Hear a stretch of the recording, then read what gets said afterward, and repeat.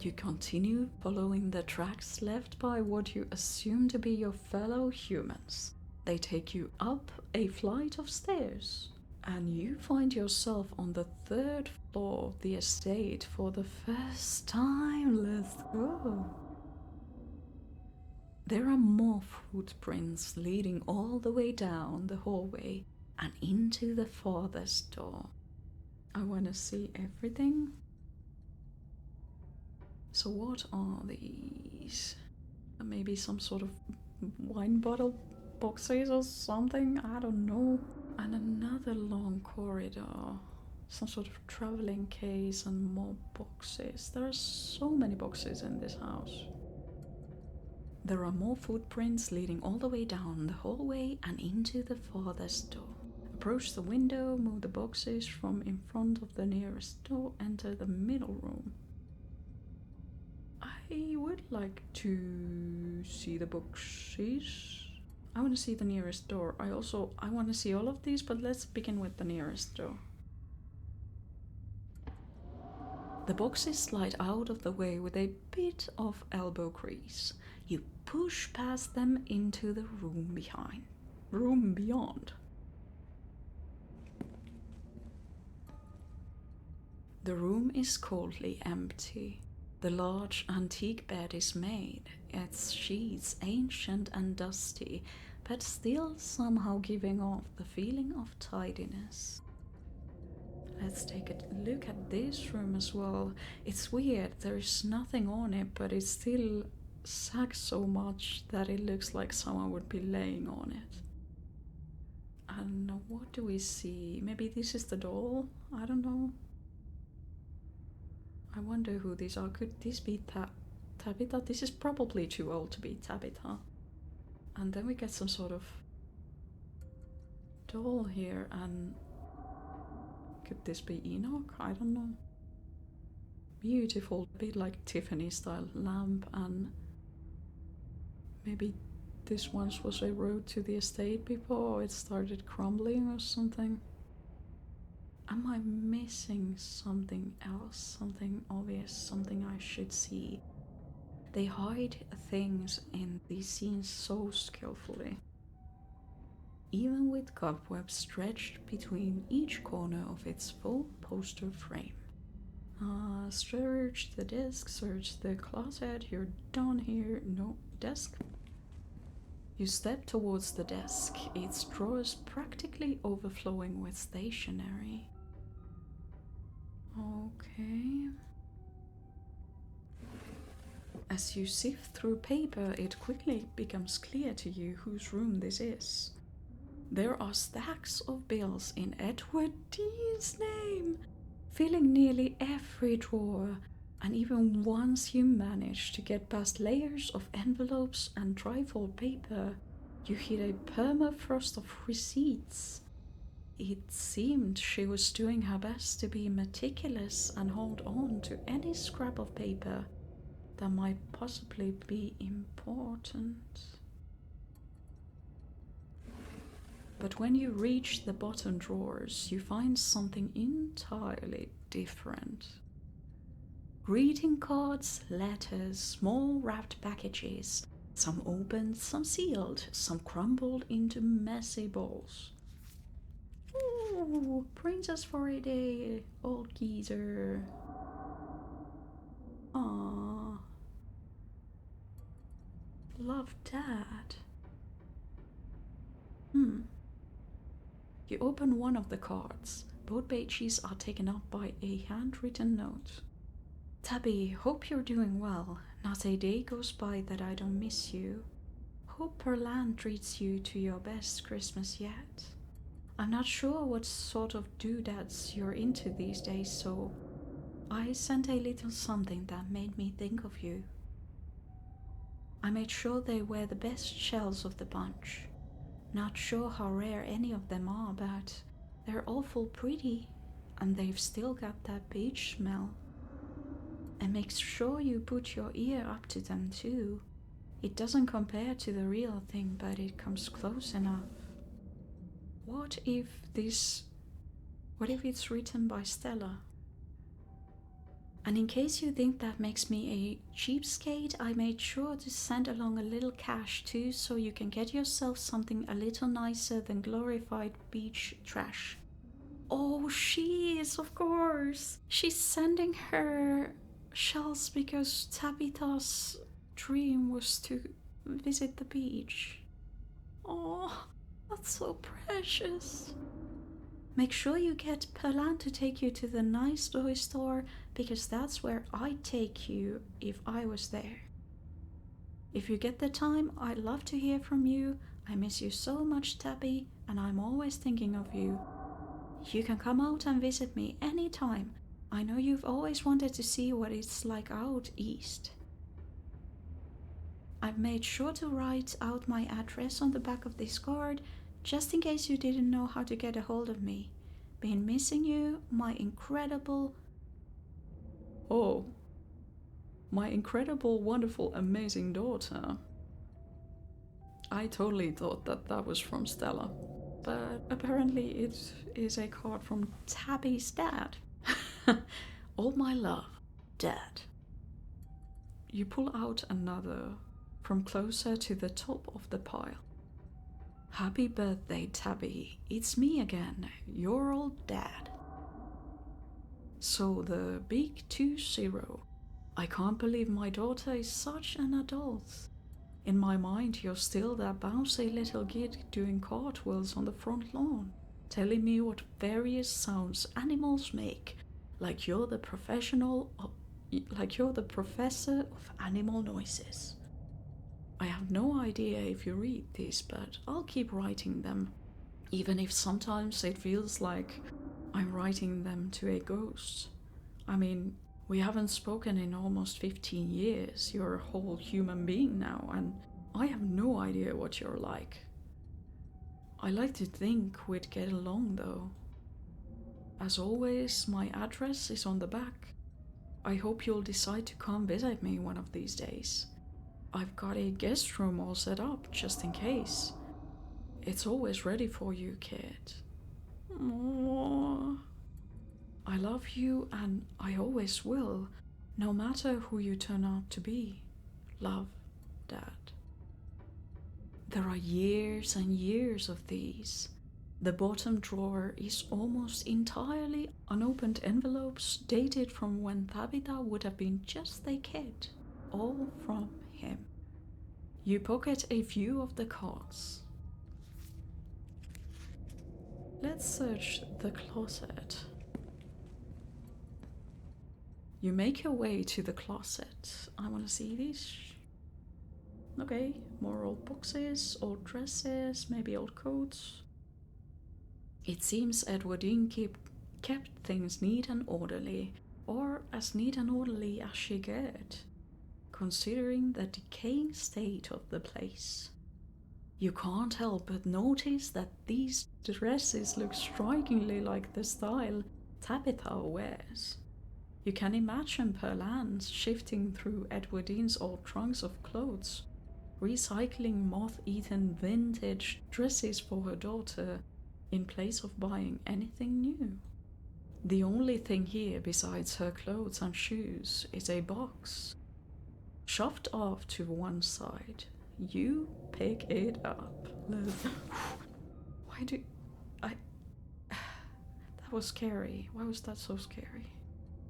Child-sized overalls, striped shirts, a small pair of trousers with suspenders still attached. One of those little sailor suits boys from the 50s were always wearing. Mommy, I am in here too, and I love you. What? When you pull out the last shirt, a note is revealed, tucked away in the bottom of the box in a protective plastic sleeve. It's scrawled in almost illegible handwriting, written in some thick brown watery ink that's cracked with age. That note looks looks very horrifying. Mommy, I am in here too, and I love you. Your hands tremble, the note somehow making the tips of your fingers feel dirty, even as it sits behind a layer of plastic. So from Sybil we heard stories about women of this family and their children, and also certain children that were lost. I wonder what is up with this now. You drop it back into the box, once again covering it with the clothes, shoving it back into the recesses of this forgotten closet where it belongs. You're done here. Return to the hallway. Let's go. Please, no scary things. Finished with the tucked away room, you return to the hallway. No scary things, thank you. I don't know why I'm so nervous. I guess it's because I'm exploring the forbidden wing of the estate and third floor, and I kind of do not have permission to do this. My character does not have a permission to do this, but here we are anyway. And if Wayne actually dragged us here, he wanted us to see this place. Wayne clearly has a connection to Tabitha, and part of me still wonders what was their connection. Like, I've raised earlier suspicions about whether they were lovers or whether he was her father or what happened, but truth to be told, I have no idea what is the truth. She just seems to get shivers each time he's mentioned, and she seems to harbor a deep disdain towards him. I want to approach the window. You carefully approach the window at the far end of the hall.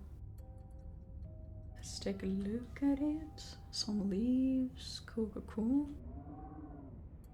That sure is a cliff. There is nothing below the window but the tops of distant trees, the ground having crumbled away. The only thing stopping you from plummeting to your death is the straining foundation that still somehow holds this place together. That is very comforting indeed. At least for now. Enter the middle room. This space was clearly once a nursery, though no child has been in here for a long time. Do you remember those scenes that we saw where Edwardine was playing with the puppets, when we learned about what happened to Charles Shaw, and we learned about the mine collapse? We saw the kids playing with the dolls. Let's take a look at this floor. Everything is crumbling down, but this place actually looks like it's been a nice nursery at some point. So we got a cradle in here, some teddy bears, and a scary looking doll. But it doesn't look like there's anything very unusual. Check the bookshelf. You don't want to spend any more time than you have to in the creepy nursery leaf. No, I'm totally gonna check the bookshelf. We are gonna explore all the places. The top shelf is occupied by antique picture books. Dick and Jane, books of nursery rhymes, ancient editions of Grimm's fairy tales. Oh, you can see the light coming through from the wall. Nice. The lower shelves are full of educational material, from children's encyclopedias to writing practice workbooks. From the sheer number of learning-oriented books on the shelf, you get the impression that the children who lived here were not supposed to be as interested in fun and fiction as they were in diction and spelling. So maybe they had more strict upbringing. Your family may have been wealthy, but maybe not in joy. That's a lovely sentence. Oh my goodness. I mean, it's beautifully put.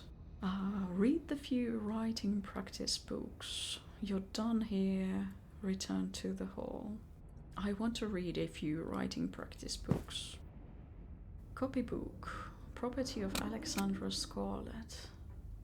3rd edition. You leaf through a few of the practice workbooks, gently turning the near-crumbling pages. Reasons Mommy should take me and Maribel to the zoo. 1. We have been very good girls and have not cried for a whole week. Oh gosh.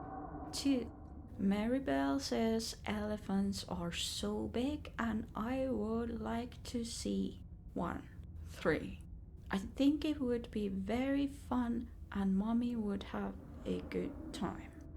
So Alexandra, property of Alexandra, the door we found from the cupboard was, or the closet, it said property of Alexandra. So all are signed with the carefully scrawled signature of Alexandra Scarlet. You flip through the rest of the book, your eyes unfocused as the many practice sentences and letter copying pages flash by, but something near the back of the book gives you pause.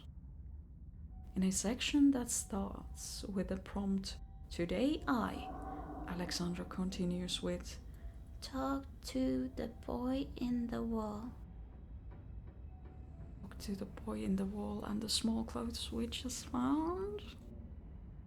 You're done here, return to the wall. You make your way back to the hallway. But why would she talk with the boy who is behind the wall? I mean, if he was dead by that time already. Or he was supposed to be dead by that time. Let's make our way back to the hallway. Follow the trail into the farthest room. Let's go! You continue following the trail of footprints, approaching the farthest room down the hall. The door was clearly meant to be hidden, but it's been left open. Street smart.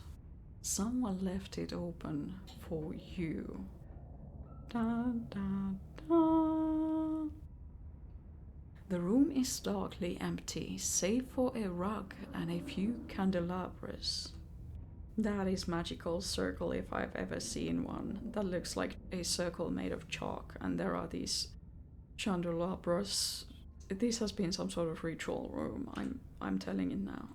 The lack of dusty old boxes and rotting antiques mark it as distinct from the rest of the cluttered, forgotten spaces you've explored. Continue through the far door. That totally was a magical circle. Or some sort of invocation circle. They're practicing ceremonial magic in this household, I'm just telling you now. You continue forward towards the door on the far side of the room. You exit into a short hallway. There are stairs here leading back down to the lower floors. But there is also another door. What do I see? More leaves. This is the door! These are the scratch marks. Look at the scratch marks on the floor as well. This is from the ending animation that we saw. I don't remember which chapter it was, but these are all the locks that we saw. Dun dun dun! It's hanging ajar, the many locks and deadbolts along its edge glimmering in the weak morning light. The door frame itself is scorched and splintered, evidence that some desperate creature tried to save itself from the room beyond, time and time again. That sounds horrible. Let's enter. That seems like a bad idea, but if we are gonna learn about our family history, we gotta take a look at all the rooms. We gotta learn about our past. You step forward. This was a prison cell.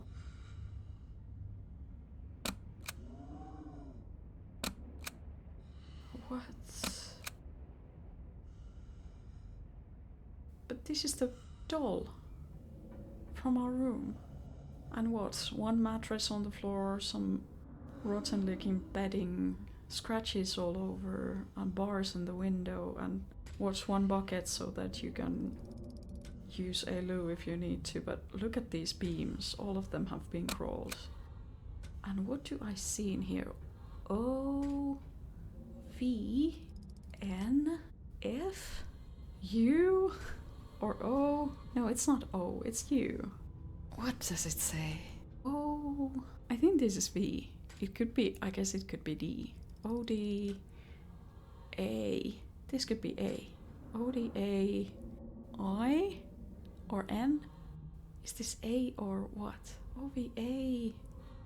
I'm trying to read what it says here, but I can't make it out.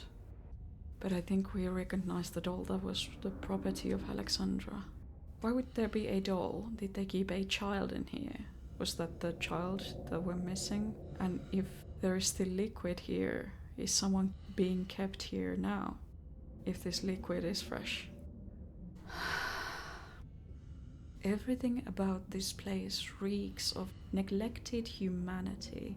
The walls are covered in scratches, legible words mixed in with the nonsense of desperate clawing.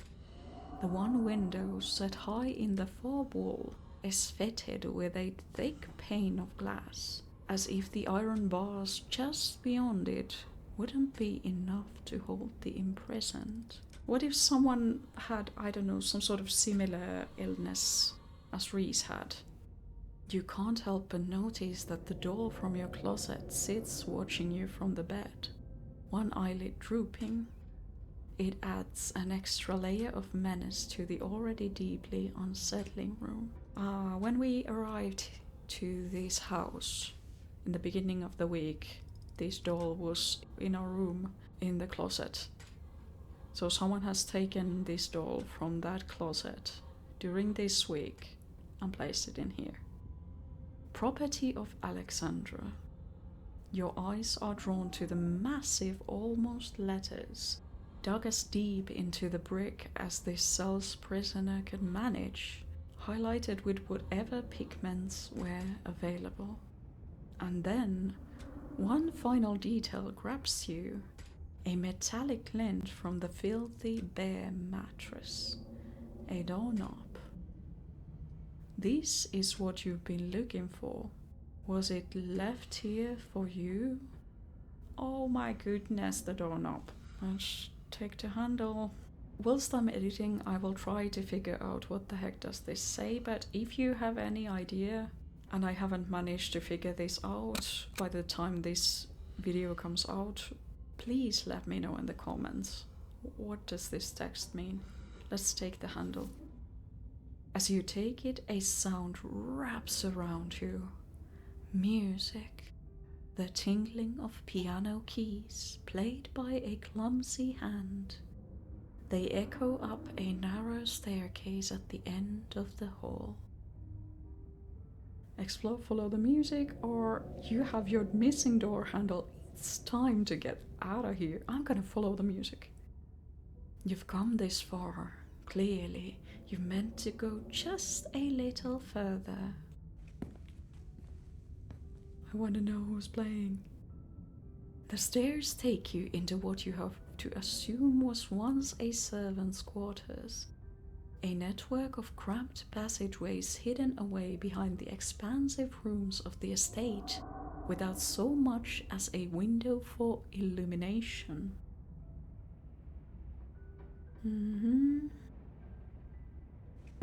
But you persist and descend deeper into the bowels of the Scarlet Estate, the echoing piano your only company. Soon enough, you see light again, the sun creeping in through the edges of a nearly hidden door. Cool. You're at the end of another long corridor. Its high ceilings and tall windows are almost disorienting as you step out from the cramped, gloomy stairwell. The music echoes mournfully in the vast space, a chorus of wind adding a melancholic harmony as it whips in from the overgrown courtyard outside. Has anything changed? Look how twisted everything is. Like this entire hallway, it's not straight. We can see how it bends. And it makes me feel as a player like I would almost be tipping over. Like this house, this legacy of ours would be falling apart. You found your way to the first floor, which means you must be close to the ballroom from the first day.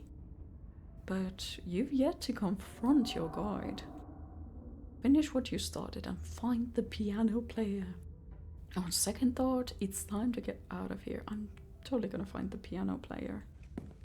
That's a mystery I've wanted to figure out for such a long time. The musician plays on, and as you move cautiously through the dark, the slope now so dramatic it feels like walking downhill. Jagged remains of the floorboards jutting out like splintered trees. Oh, well, that was a surprise. The flow of notes finally stops as you reach an open doorway to what was once a music room. Wayne stands from the bench of a battered grand piano, turning to face you. Oh man, I guess it is him.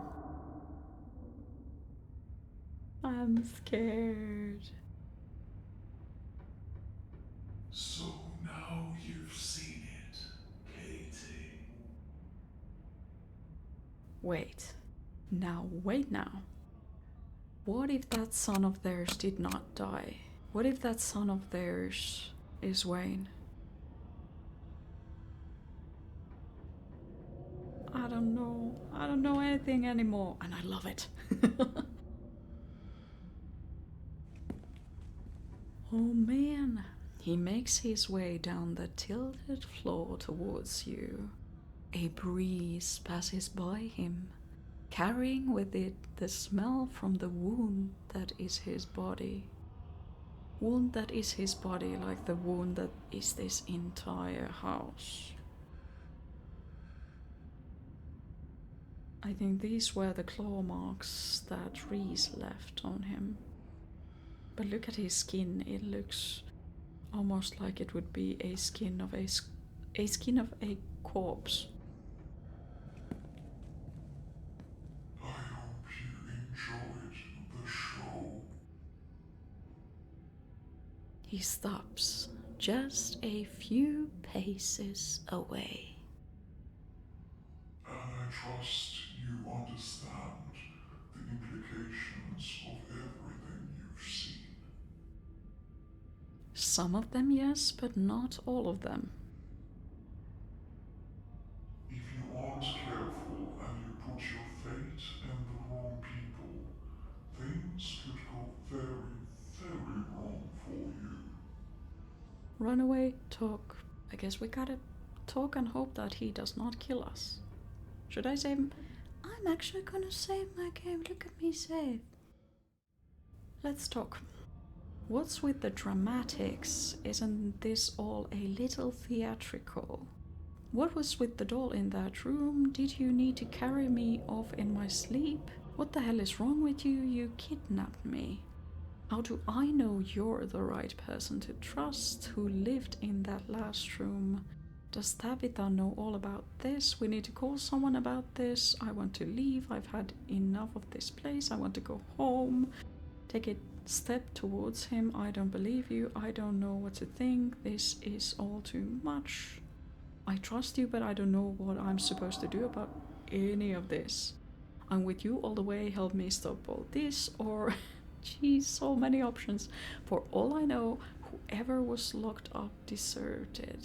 Nah, no one deserves that. Though I wonder why they were locked up. They didn't want to be locked up, so that was done to them against their will. The scratch marks on the doors and floors tell us about that. But those scratch marks also were deep.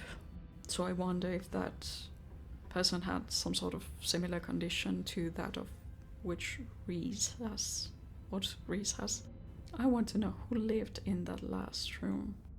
Wayne cocks his head, almost playfully. So he did? Is he the boy? I did. I'd been in that room a long, long time. Though my being free now is meaningless in the grand scheme of things. The town itself is enough of a prison that I might as well still be stuck behind that door. Who is he? What does he has to do with all of this? The rituals, those seals. I don't know. But at least I'm free enough to warn you. I mean, it's true, he has helped us. Thus far, he has warned and tried to help us. Wait, the doll in that room. The doll belonged to Alexandra. Alexandra, in her workbook, said that she had been talking with the boy who is in the walls. So that boy was what? Wayne? I'm gonna ask about the doll. What was with the doll in that room? She liked it, so I liked it too. It was nice to see it again after so many years. Okay, let's ask if Tabitha knows about all this. Of course. Why do you think she invited you here? Wait, what? Is she gonna sacrifice me next? Is that why she's so distant? I don't know who is being. So many questions.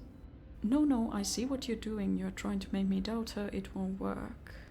She didn't know me then. It's different now. We're bonded.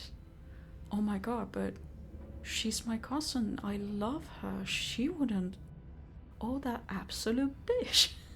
Remain silent. Can I say that I love her?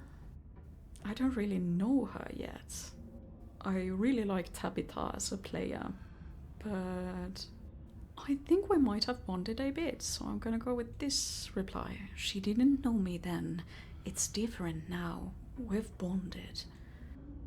Do you think a flimsy bond formed over the course of a week will be enough to stop the generations of expectations and duty that have fallen on Tabitha's shoulders?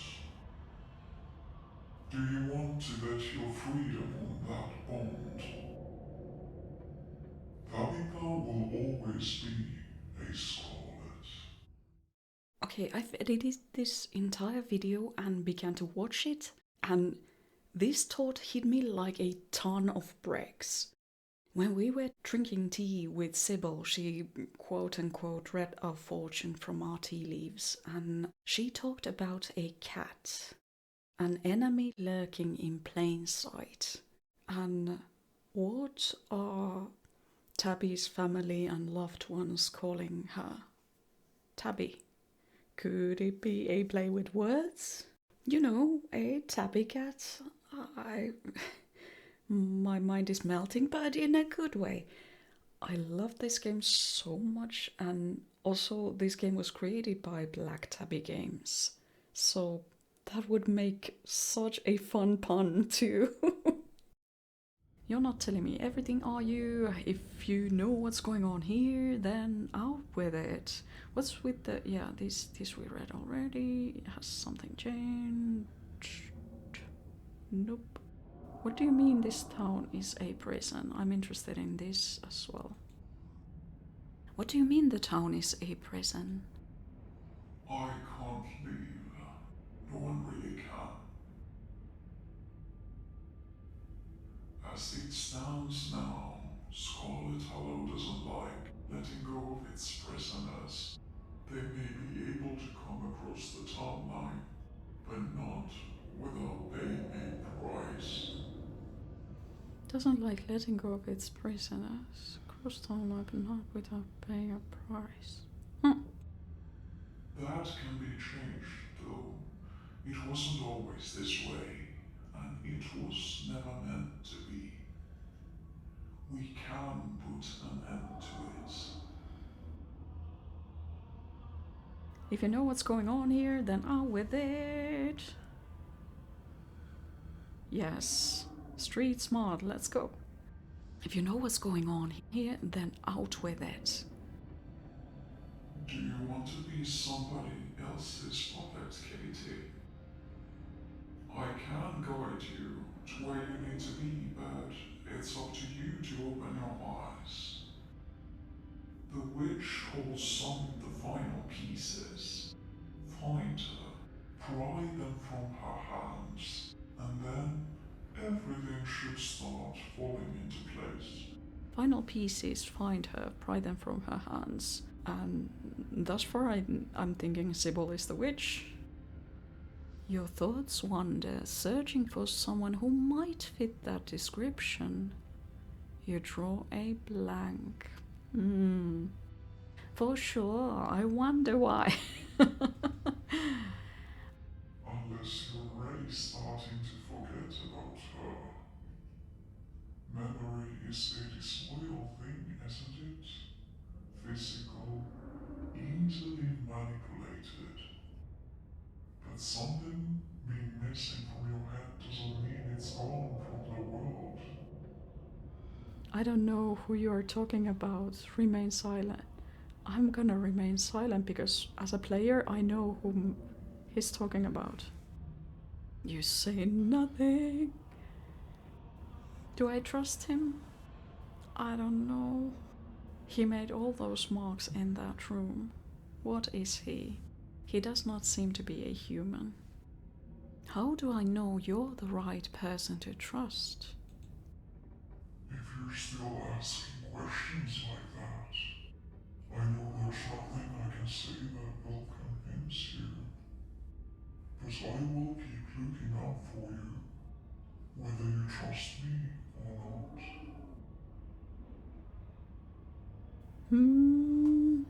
Oh, this is a flirt option. Damn. I don't want to flirt with Wayne. Heck it, he has saved us from and warned us several times. I'm not sure if his warnings are because he's trying to intimidate us or if he's genuinely actually caring about our safety.